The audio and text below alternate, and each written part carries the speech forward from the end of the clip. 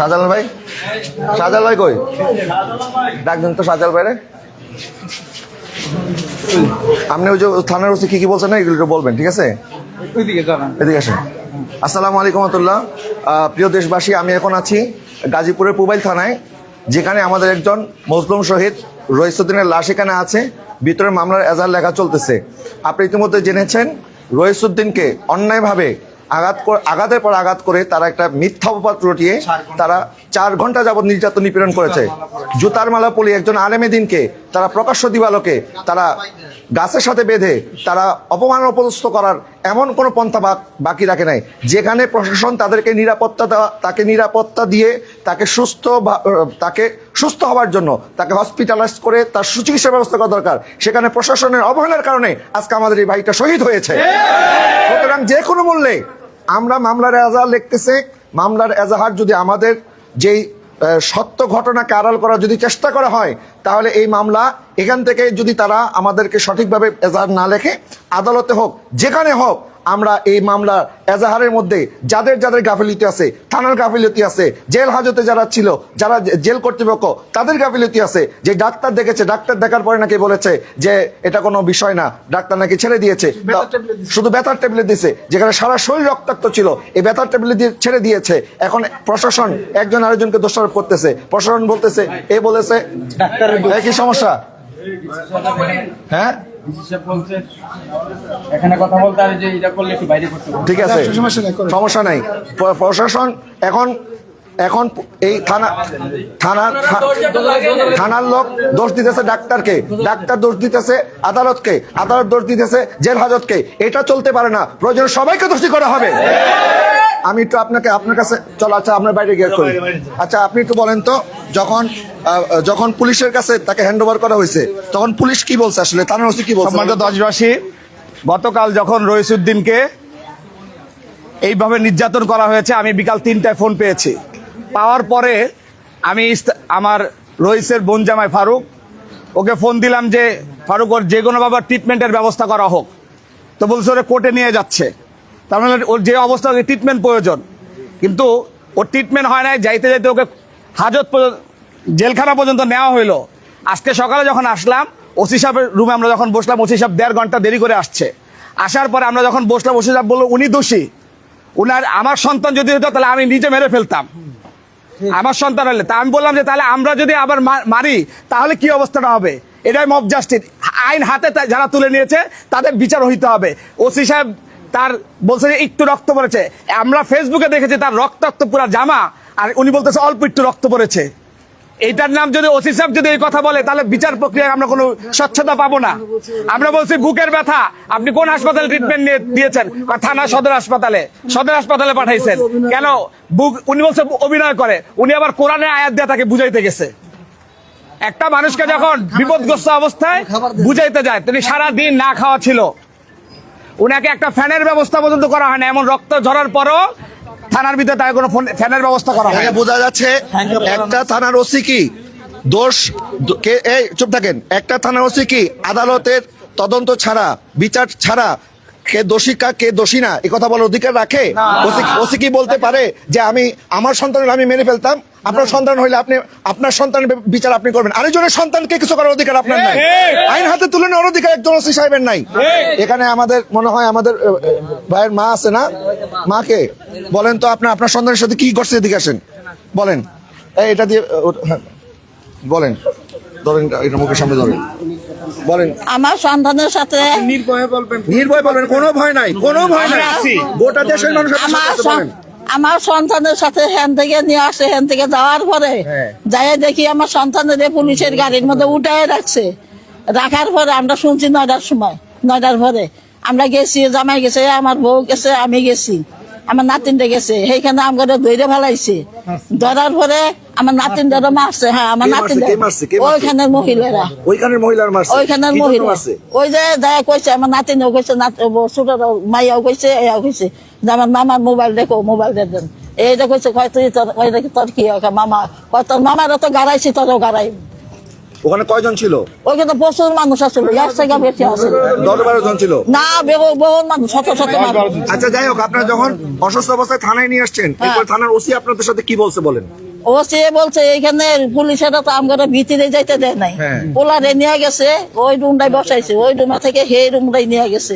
সন্তানকে শুনে বলেন, শেষ কথা শুনে ওই রুমটাই নিয়ে গেছে, ওই রুমে নিয়ে যাওয়ার পরে ওখানে গেছে, খালি মাথায় করতেছে আমার বুকের কথা। তা আমার বউ গেছে, কয় তাইলে কি হয়েছে, আমার বুকের ব্যথা করে। তা আমি আবার পাশে খাড়া, আমি যে মাথাটায় হাত দিয়ে বলান দেবো, আমার এতটুকু করতে দেয়নি, পুলিশ আমার ঘর থেকে বাইরে দিয়ে দিচ্ছে। পুলিশ থাকতে দেয় নাই? না, থাকতে দেয় নাই, থাকতে দেয় নাই। এর পরে আপনি কি হন? আপনি এদিকে আসেন, এদিকে আসেন, আসেন আসেন ভয় পাচ্ছে। আসেন। থাকতে দেয় নাই, ওই থাকতে দেয় নাই, না থাকার সত্ত্বে আমার পোলার এই যে এখানে একটা সিফের ঘর আছে, এই যে এইখানে যে একটা সিফের ঘর, ছোট্ট একটা রুমের মতন, এই রুমটার মধ্যে দিছে। এই রুমটার মধ্যে দেওয়ার পরে আমার পোলা উঠকাইতে সকালে নাস্তা খাইতে বসে, হেন থেকে ডাইকেই না আমার পোলারে বসছে। কালকে সারাদিন কিচ্ছু আমার বাবা খায় নাই। পুলিশও খাইতে দেয় নাই? না, পুলিশও খাইতে দেয় নাই। পুলিশ যখন দেখছে যে সে মুমূর্ষ, একটু পানিও দেয় নাই তাহলে খাইতে? পানি আমরা আইনে দিছি, পানি আইনে দিছি, কয় তেঁতুলের সঙ্গে কলম তো পেশা করছে, কয় তেঁতুলের সঙ্গে আইনে দেন। আমার জামাই আইনে দিছে, কয় তেঁতুল আপনার আগে খাইলাম, তারপরে দেন। এরপরে আবার কইছে পেটের ব্যথা, কয় গ্যাস্ট্রিকের ট্যাবলেট আইনে দেন, গ্যাস্ট্রিকের ট্যাবলেট কি পাওয়া যায় না, এইটি করছে। এরপরে এইখানে থাইকে উটকাইতে মানে যেতক্ষণ আসিল উটখানের মধ্যে কিছু ছিল না, ওইখানে যাইতেও দেয় না, কয় আপনি বুকের বলেন নাই ব্যথা তাড়াতাড়ি হাসপাতালে নিয়ে যান? বলছে। বলার পরে কইছে ওসি বলেছে অভিনয় করে। ও হারা কইছে যে অভিনয় করে। এটা কে বলছে? অভিনয় করে কথাটা কে বলছে? এই যে পুলিশে কইছে। কোন পুলিশ? মানে কোন পুলিশ? এটা আমি তো ভিতরে যাইতে দেয় না। থানার পুলিশ বলছে? হ্যাঁ, থানার পুলিশে বলছে। এরপরে আবার ওইখানে লোকেরা আইসে এইখানে বইলো, আমার নাতিনে বিস্কুট নিয়ে এলো, পানি নিয়ে এলো, খাইলো।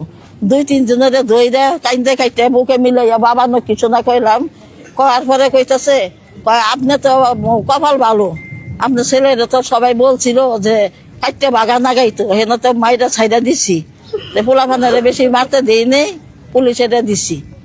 এইখানে পুলিশের দিছে তো পুলিশ চিকিৎসা করবে না? এইখানে এবং যারা মারছে এদেরকে গ্রেফতার করবে না?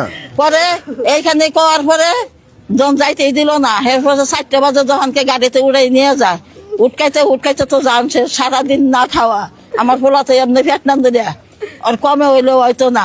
সে সঙ্গে করলো কি হ্যান্ডগ্যাপ না গাইয়া আপনাকে নিয়ে গেল, আসতে পারে না।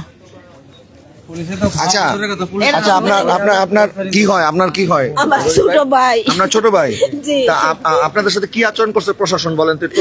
আমি আসছিলাম না, আপনি আসছিলেন না? আমি আজকে সকাল আসছি, আপনার কাছে তো আসাই আমার ভাই কে ছিল? আপনার কোন বোন ছিল? হ্যাঁ? বুকের ভিতরে পারাইছে। কে বুকে মারাইছে? ওই জায়গার লোকে, যে জায়গায় ওরা মারছে, হ্যাঁ, বুকের ভিতরে ডাইরেক্ট পারাইছে। এরা কয়জন ছিল ওখানে? মানে কয়জন? 3-4 জন লোক। 3-4 জন লোক এই কাজটা করছে? ভিডিওর বোর্ডে পড়েছে আছে। আচ্ছা। 3-4 জন লোক। হ্যাঁ। ওর থেকে কমে 3-4 জন লোক। আচ্ছা, কি জন্য হাত তুলছে? আমি ওই গাড়ির সামনে যে শুধু পরিচয় আমার জিজ্ঞাসা করছে তুমি কি হও, আমি শুধু বলছি আমি ওনার ভাগিনা। উনি আমার শার্টের কলার টান দিয়ে ছিঁড়ে ফেলে বলতেছে যে ওরে আগে মার। ও এনে পরিচয় দিতে আসছে কেন? আমার নানুরে তো বিভিন্ন ধরনের অপমান করতেছে, খারাপ ভাষায় বিভিন্ন ধরনের অপমান করতেছে। আর মামা যে গাড়িতে বসা ছিল, যে সিটে ছিল, ওই সিটের থেকেও মারতেছে বাইরে থেকে। ওরা যে অভিযোগটা করছে এটা তো 1 মাস আগের অভিযোগ, 2 মাস আগের অভিযোগ। তো 2 মাস যাবত কি কেউ এই পর্যন্ত কোনো কথা বলছে? এই পর্যন্ত কোনো কথা বলে নাই? এলাকার কেউ এই বিষয়ে কিছু জানে না? আচ্ছা, যার সাথে এই ঘটনার ব্যাপারে বলা হইতেছে, ওর গার্জিয়ান কি এখানে আছে? না, এখানে নাই। হ্যাঁ, অভিযোগকারী কোথায়? এখানে কেউ আসে না। ওরা এখানে আসে নাই? হ্যাঁ, এই ব্যাপারে থানায় কোনো অভিযোগ নাই, মানে সাজানো নাটক, পুরো পরিকল্পিত। আচ্ছা, এখানে ওই কই ওমর ফারুক ভাই কই? আচ্ছা ভাই বলেন তো, আমাদের ওমর ফারুক ভাই রইসুদ্দিন ভাইয়ের আপনি কি লাগেন একটু বলেন, আর কি করছে প্রশাসন আপনাদের সাথে এটা বলেন। রইসুদ্দিন আমার বোনজামাই। তো আমি গতকালকে তার ফেসবুক আইডি থেকে আমি একটা লাইভ পাই, সেখানে লেখা যে আমি ইহুদি, আমি খ্রিস্টান, আমি আমি আমি অন্যায়কারী, এই সমস্ত যখন বিভিন্ন খারাপ ভাষায় লেখা এবং তাকে রক্তাক্ত ছবি দেখি, তখন সাথে সাথে তার নাম্বারে ফোন দেই। এই ফোনটা রিসিভ করে এলাকার একজন, সে বলতেছে সে অপরাধী, হ্যাঁ তাকে মারা হচ্ছে, তো আপনি আসেন। তা আমি এসে দেখি অলরেডি থানা নিয়ে আসছে। থানা নিয়ে আসার পরে তখন আমি দেখলাম তাকে একটা ঘরের মধ্যে আবদ্ধ করা, সে খুব মানে চিল্লে হাঁপাচ্ছে এবং কাতরাচ্ছে। তা আমি ওসিকে বললাম যে ওসি সাহেব তাড়াতাড়ি আসেন, সে তো অবস্থা তার অনেক খারাপের দিকে। তখন সে আসলো, এসে বললো আপনি সরেন যান, তার কিছুই হয় নাই। হ্যাঁ, তার কিছু, সে অভিনয় করতেছে, এগুলো সব অভিনয়, এগুলো আমার জানা আছে। আমি বললাম না, এটা আপনি অবহেলা করেন না, আগে চিকিৎসা করান। বললেন না, চিকিৎসা করা লাগবে না। এই বলে তাকে কোনো খাবার দাবার কিছুই দেওয়া হয় নাই। সে আসলে বারবার আকুতি করছে, আমাকে একটু চিকিৎসা করান, আমাকে একটু চিকিৎসা করান, আমাকে একটু খালি জায়গায় নেন। সে বারবার বলার পরও কিন্তু ওসি কোনো তোয়াক্কা না করে তা ওখানে রাখছে। প্রায় দীর্ঘ সেই 11টা থেকে 3টা পর্যন্ত সেই অসুস্থ একটা মানুষকে ছোট্ট একটি ঘরের মধ্যে, সে তার হাঁপানি রোগ, সে অসুস্থতা বোধ করতেছে, তারপরে তাকে বের করে নেয়। তো সর্বশেষ ওই তারা প্রায় একজন মামলা করতে আসলে মানুষ 2 জন আসে, কিন্তু তারা গ্রুপিং ভাবে 12 থেকে 13 জন লোক এসে মামলা করছে। মামলা করার পরে আমাদের সাথে কিছু লোক কথা বলছে, আর ভিতরে কিছু লোক কথা বলে তাকে মামলার কাগজ যখন রেডি করেছে, সাথে সাথে তাকে বের করে নিয়ে গেছে।